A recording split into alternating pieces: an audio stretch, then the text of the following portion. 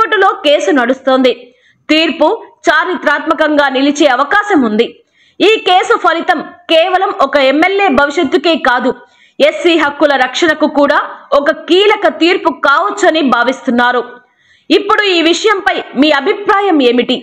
మత మార్పిడి చేసుకున్న వారు ఎస్సీ సీట్లలో పోటీ చేయాలా వద్దా అనేది కామెంట్ రూపంలో తెలియజేయండి.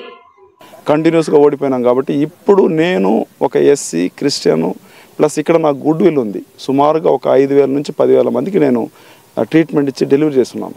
సో కాబట్టి నాకు గుడ్ విల్ ఉంది కాబట్టి, క్రిస్టియన్స్ మెజారిటీగా ఉన్నారు కాబట్టి, తమిళ్ మాల కాబట్టి, నేను వచ్చిన తర్వాత మా జనాలందరితో మార్పు వచ్చింది. వాళ్ళందరూ కూడా నా వెనకాలే ఉన్నారు. మీరు కావాలంటే సర్వే చేసుకోండి. 10 మందిని అడిగితే 8 మంది తామస్గా వేస్తానంటారు. நாங்கள் குடும்பமே கிறிஸ்துங்க. எங்கள் ஊர்ல இந்து குடும்பம்ன்றதே கிடையாது. அல்லாகுளத்துல யாருமே கிடையாது. இந்துங்களே இந்த கிராமம் இந்த ஊர் மட்டும் சரி.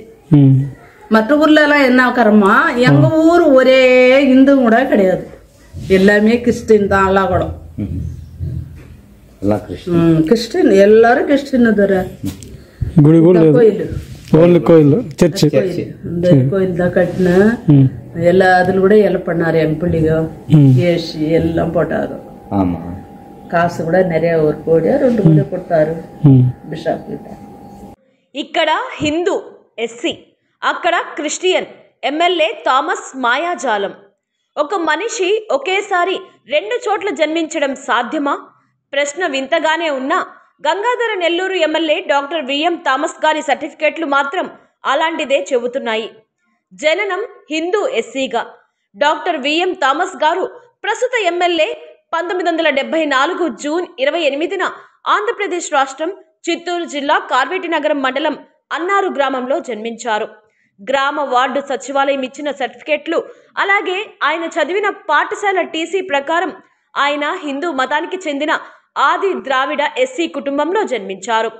క్రైస్తవ మతం స్వీకారం తమిళనాడు గెజిట్.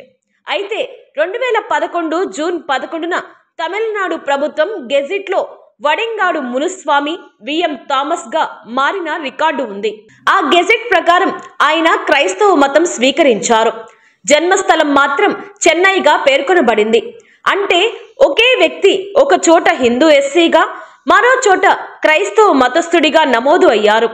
ఇంటి పేరు, తండ్రి పేరు, పుట్టిన తేదీ 2 రికార్డులలో ఒకేలా ఉండడంతో ఆయన ఈయన ఒకరనే స్పష్టమవుతుంది. రాజ్యాంగంలోని స్పష్టమైన నిబంధన ప్రకారం క్రైస్తవ మతం లేదా ఇస్లాం మతం